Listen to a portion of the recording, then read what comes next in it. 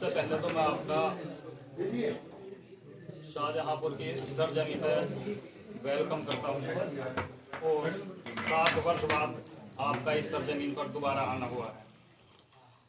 यूं तो नगर पंचायत शाहजहांपुर को आपके ही माध्यम से दी गई है, इसके लिए भी हम लोग सब आपके शुक्रगुजार हैं।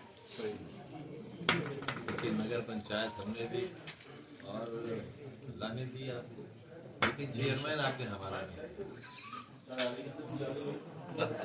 और ये आपका ही पूरी कौम का मिजाज है, उसने हमेशा अपने मुस्लिमों के साथ इंसाफ नहीं किया और इस तरीके को बदलना चाहिए। अपने बड़ों की बात माननी चाहिए, उनकी राय का एहतराम करना चाहिए और मुस्तक़बिल में भी हम जो कहें उस पर संजीदगी से इसलिए गौर करना चाहिए कि हमने अपनी पूरी ज़िंदगी की जद्दोजहद और पूरी ज़िंदगी के नुकसानात से ये साबित कर दिया है, न हमने कहीं आपको शर्मिंदा किया, न कहीं आपका सर झुकने दिया और न कहीं आपके नाम पर कोई सौदा किया।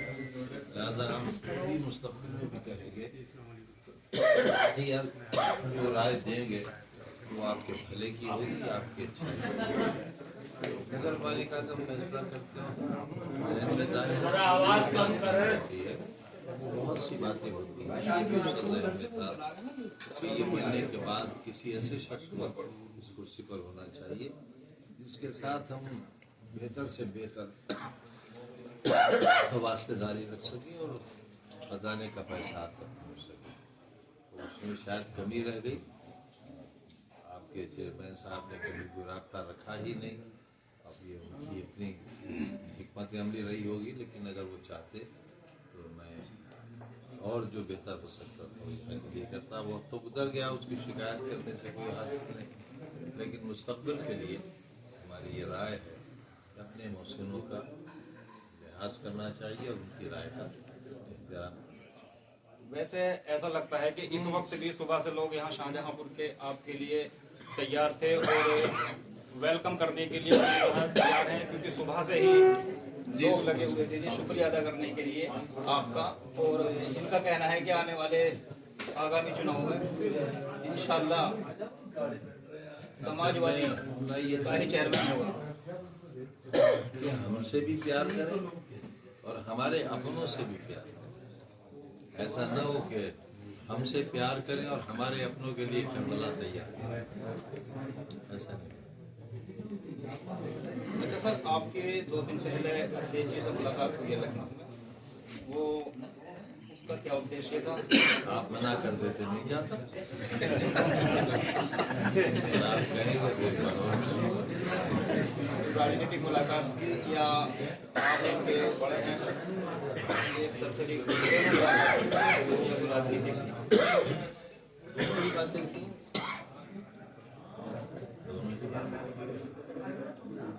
बिहार चुनाव के बारे में आप क्या कहना चाहते हैं? क्योंकि एक मरहले का चुनाव हो चुका है, दूसरे की तैयारी है।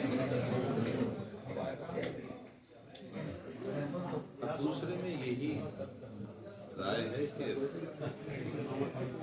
लोग तो कहते हैं बट उम्र, तो उसके पीछे उनकी ये खतरनाक नीयत, बदनीयती है,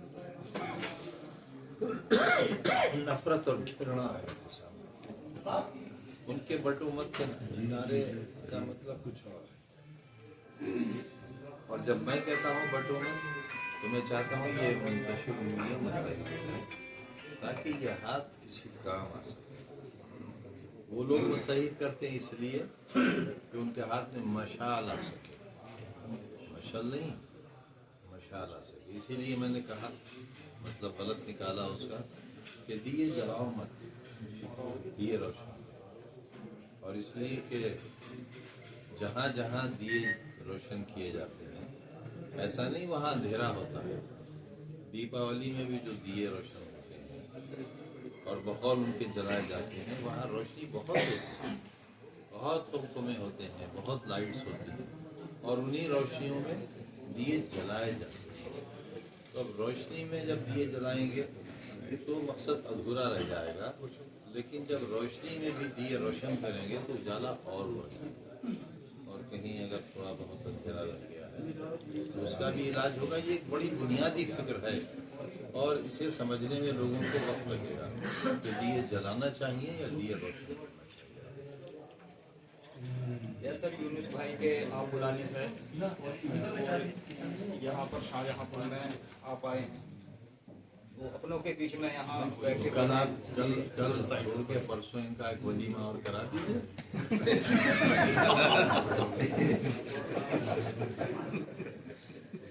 ऐसा ना इनकी अहलिया लाठी डंडा लिए खड़ी। आपका जो पिछला 5 साल का संघर्ष रहा है, अपनों के बीच बैठे हुए 8-9 साल का 3 साल तो हमारे पीछे डुबुली बजती रही, पुलिस पीछा करती रही, भागते रहे, छुपते रहे, एनकाउंटर से डरते रहे, घर पर नगाड़े बजते रहे, नोटिस चस्पा होते रहे, 5 बरस जेल में भी रहे। एक अच्छा तजर्बा है तकलीफों भरा।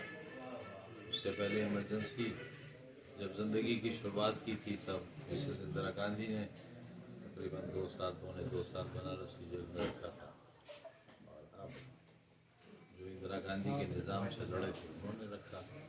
लेकिन वो इमरजेंसी ऐसी नहीं थी जैसी इस वक्त अनडिक्लेयर्ड इमरजेंसी। उस वक्त जेल में बहुत सी राहतें थी, बहुत अच्छे लोग थे, तन्हाई नहीं थी।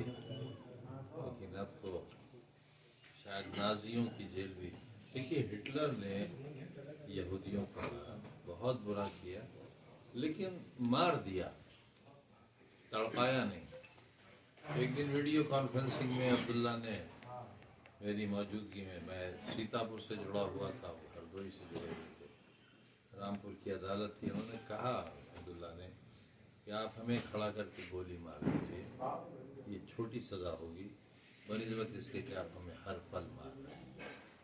तो इन बरसों में हम हर पल जिए हैं, हर पल मरे हैं। ये नाजियों से ज़्यादा खतरनाक रवैया था, बड़ा जालिमाना सलूक। ऐसा तो अंग्रेज़ों ने भी नहीं किया। अंग्रेज़ों की लड़ाई बापू से थी तो से कुछ नहीं कहा, नेहरू जी से थी तो उनकी बीवी से कुछ नहीं कहा, उनके बच्चों से कुछ नहीं कहा। और भी जो लोग थे, भगत सिंह थे या 3rd ग्रेड के हमारे जैसे लोग थे, तो जिससे अंग्रेज़ों को शिकायत थी या जो अंग्रेज़ी निज़ाम के ख़िलाफ़ नारा बुलंद कर रहे थे, बस उन्हीं को पकड़ा, उन्हीं को सज़ाएं दी, सही भी दी, गलत भी थी। सही से मुराद ये है कि जो लोग वाकई आज़ादी चाहते थे उनको जो सज़ाएं मिली उनकी नज़र में सही थी, उन्होंने कभी इनकार नहीं किया कि हाँ हम आज़ादी नहीं चाहते। लेकिन वो लोग जो अंग्रेज़ों के साथ रहे और आज़ादी के ढोंगी अलमबरदार आज बने हुए हैं, तो ऐसी सजाएं लोगों ने भी नहीं की। परिवारों को बर्बाद नहीं किया, खानदानों को मिसमार नहीं किया, और बहुत कुछ जाने लीजिए। अच्छा सर, एक खबर उड़ी थी योगी जी द्वारा आपको जो है सिक्योरिटी जो है प्रोवाइड की जा रही है, ये क्या मामला था? देखिए, सारी फौज लगी हुई है, मेरे कमांडो का है, 6-7 गाड़ियाँ आगे चलती हैं, 6-7 पीछे। अच्छा सर, अकेला चलता हूँ भाई जी, आपके संघर्ष विराम के बाद में जब आप बाहर आ गए हैं, उसके बाद में एक ये बस्ती में जाने वाला मामला क्या है? जी, आप राय देंगे तो सोचेंगे इस पर। फायदे की बात कहिए भी तो, इससे आगे बढ़कर कुछ मुझे मिलने वाला हो, हैसियत मेरी समाजवादी में है तो मैं इन्हें कुछ छोड़ने की सोचूं। और अकेली बसपा क्यों, कांग्रेस के बारे में भी कहिए, आम आदमी के बारे में भी कहिए, AIMMI के बारे में भी कहिए, बीजेपी के बारे में भी कहिए। अगर बीजेपी मुझे प्रधानमंत्री बना दे तो चलाऊंगा, और मेरे लिए वजीर आजम बनाने में सिर्फ एक वजीर की कमी है, आजम तो मैं हूँ।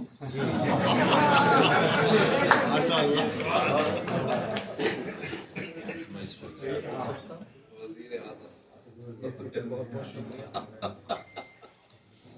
थे हमारे साथ में आजम खान साहब, जो मुस्लिमों के उत्तर प्रदेश के नहीं बल्कि हिंदुस्तान के सबसे बड़े कायदे आज़म हैं। मुस्लिमों का कह के कितना छोटा कर दिया। सबके लिए सभी बिरादरियों के आजम खान साहब हमारे साथ थे और बहुत अच्छी विस्तार पूर्वक बात हुई है। बहुत बहुत शुक्रिया। अच्छा भाई ऐसे ज्यादा